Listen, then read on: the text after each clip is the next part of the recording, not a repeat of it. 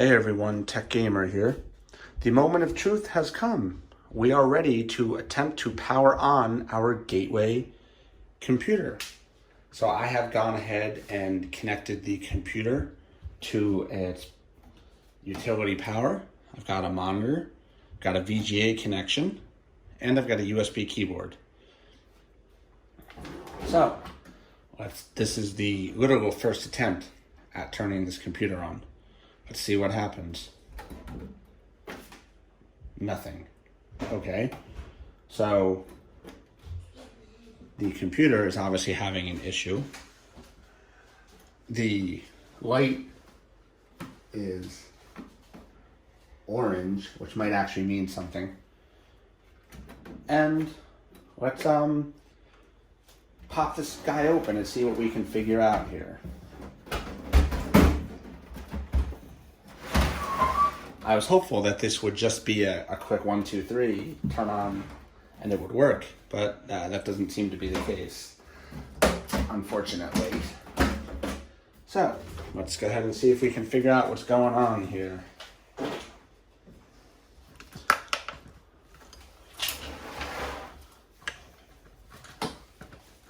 So, we've got our computer here. It looks to be cabled correctly. We've got our main power in, the auxiliary rail, the CPU power rail. Everything else doesn't seem to be relevant. The front case light and switch is getting power because when I disconnect this, the front light shuts off on the button.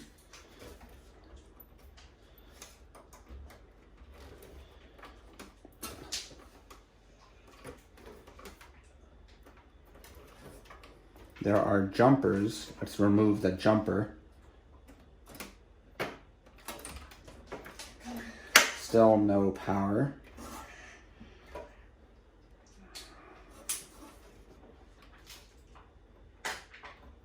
So put the jumper back on. It's beeping now.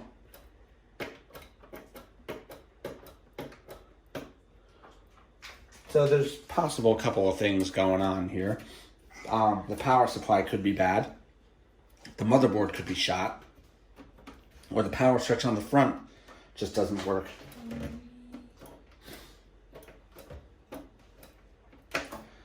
So gateway computers actually have a power switch, which I'll show you.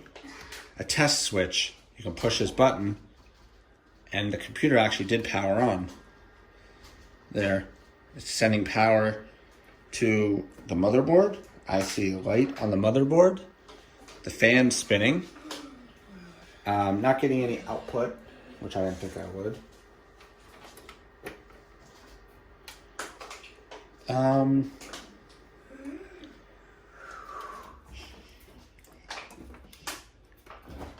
So we got obviously some issues here.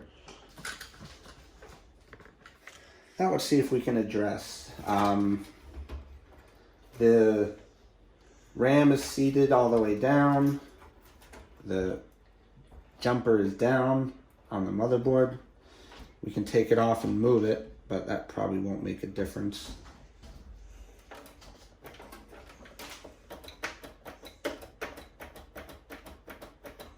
Every once in a while it beeps, which makes me think that there's an error somewheres.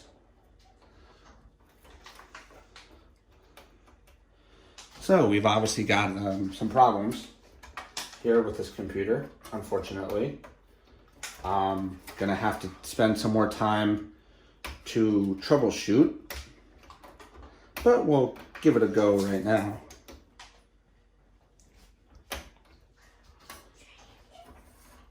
I'm trying to get this jumper moved here. I may have to go get a needle nose. I mean, everything's connected. We've got good connections. Let's pull this off and put it back in for good measure. This is the main power feed for the motherboard. As you can see now that we have a little light on right here, which indicates getting power. There are no other power connections to this motherboard that I'm aware of.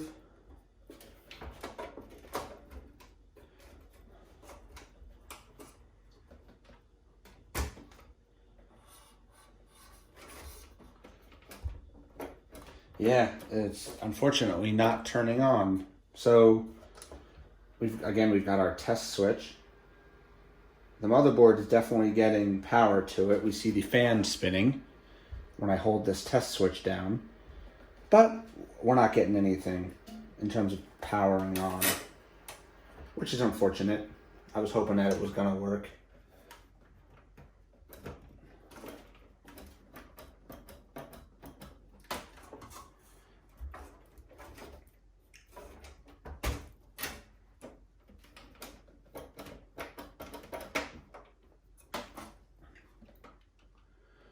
Yeah, it looks like so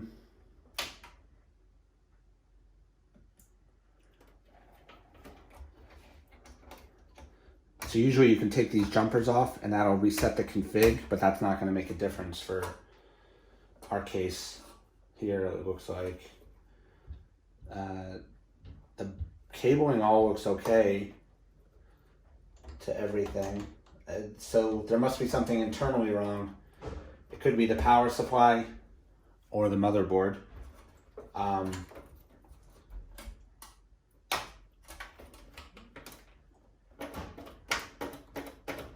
don't feel like the switch is stuck. So I had to believe that this is more of an issue than just the switch in the front. Because I can feel it touching the contacts. That should trigger it to turn the computer on, which it's not. So I'm suspecting it's either the power supply or the main board, because everything else looks... Oh.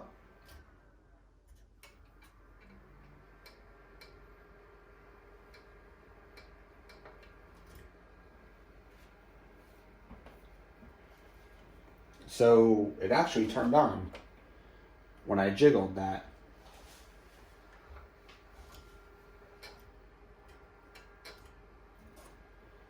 So that's good. We're not getting any video output, but we can address that.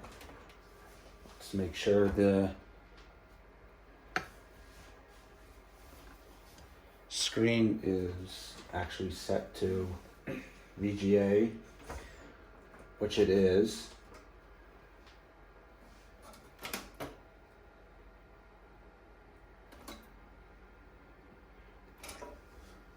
So the computer's on right now, just not getting any output.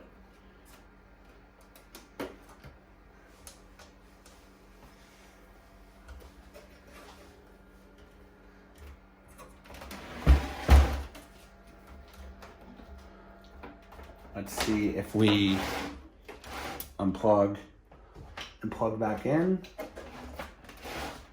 Computer powered right up that time without me even pressing the button.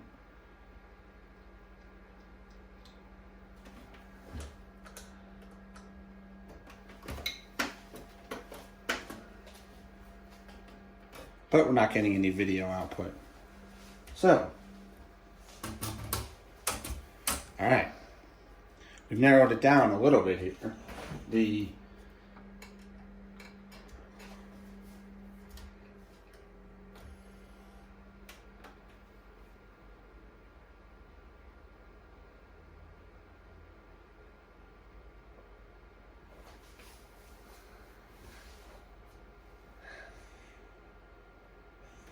issue probably stems from one of two things, I'm thinking.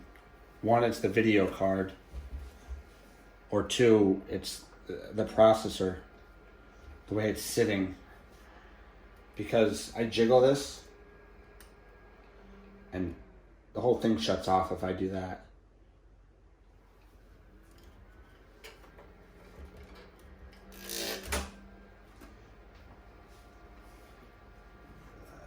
All right. Let us see what happens if I put a different video card in this computer. Okay, so here we are again. I thought I had a different video card that I could use for this computer, but apparently I don't. The one I have is a newer PCIe card. So we're going to give this one more shot. So what did we do before? We checked the processor. It was a little loose, probably because of the way I installed it. So I just pushed down on it on all sides, and that seems to be set. For good measure, I'm gonna reseat the video card here. Just go ahead and take it out and push it back in, and lock this back in place. Okay, so let's see here. We've got this back connected to the sound card. This is those speaker ports. We've got the front USB ports, which we'll need for our USB mouse and keyboard. All right, so let's see what happens when I plug this back in. We'll go ahead and plug that cable in. All right, so did not power on. Pushing the front button, it works. Look at that. And let's see our screen. We're getting a video output. And let's see if we get into a BIOS. It should have nowhere to go but one. Oh, there we go. This computer actually works. Let's go ahead and stand it back up.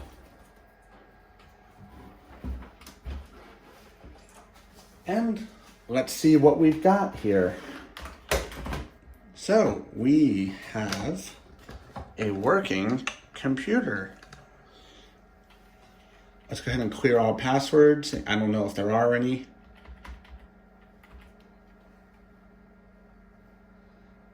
CPU. Main, so we see our processor. It's an Intel Pentium 4, 2 gigahertz. System bus speed's a whopping 400 megahertz. Cache RAM is 512 kilobytes. Total memory is 256, that's correct. Obviously the date is a little bit wrong by about 21 years. So today is the 10th of August, so it's 08. 08. Oops.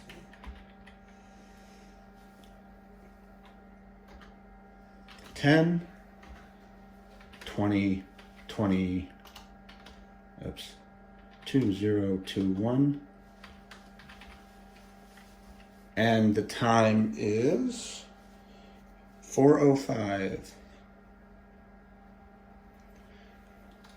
04 05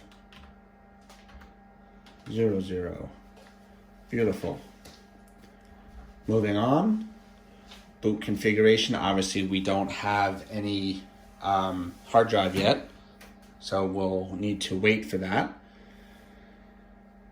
But let's just check everything looks normal.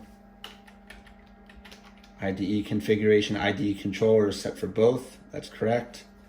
Hard disk pre-delay is disabled. That's fine.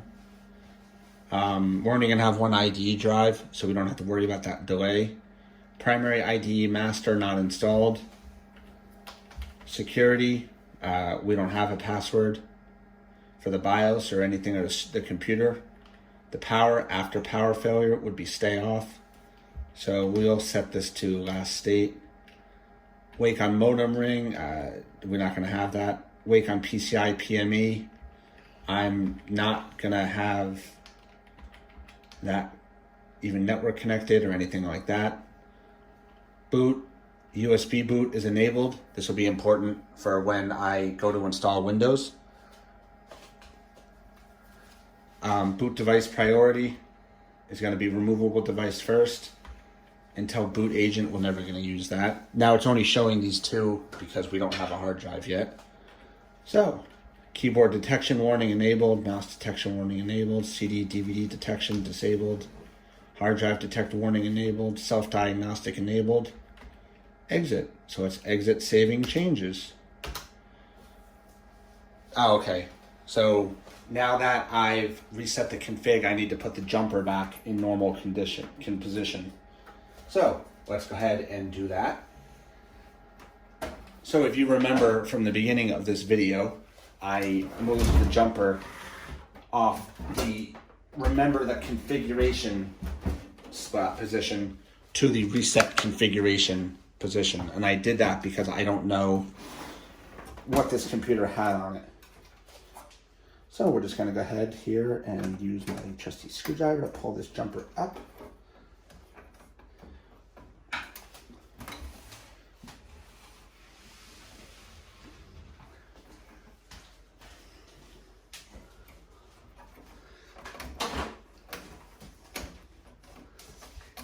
There, we removed it. So as you can see, we have our little baby jumper. We'll put this back in the normal position, which is on the first 2 pins. And then it will ensure that the computer remembers its configuration. If I can get it on. Now, very important thing to note, this computer is very old. What does that mean? This CMOS battery is probably dead. Right here. Probably long dead, in fact. So I will probably pick one up just so that in the event of power disconnection, it remembers its basic brains in the BIOS. That's what this battery does. Okay, so as you can see, we've got the jumper back in its normal position. Let's go ahead and set this up out of the way here. Bring this back up. Let's go ahead and put our case cover back on for good measure. And lock this back into place.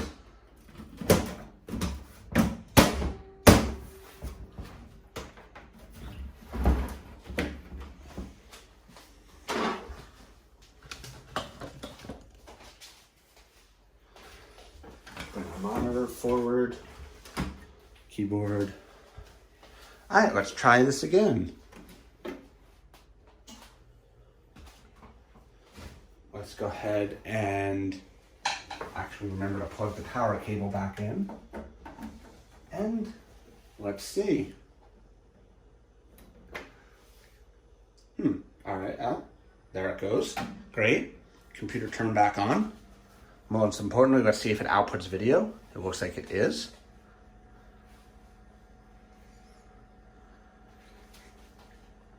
And CMOS battery low, CMOS battery date time not set. So just to show you, the battery that I pointed out is actually totally dead. And as you can see, the time is back to 1990. So I'm gonna have to get a battery. They're just a couple of dollars from your local hardware store, carries them, and we'll replace that battery when I get the hard drive. I'm very excited about this. This computer is working, and it's so far so good. Okay, so the next steps for this will be to get the hard drive, which I am waiting on. Estimated arrival is towards the end of this week. And I will pick up a CMOS battery. And once I get those 2 items, the next video will be published showing the installation of Windows XP. Please like and subscribe to the channel, and I'll see everyone soon.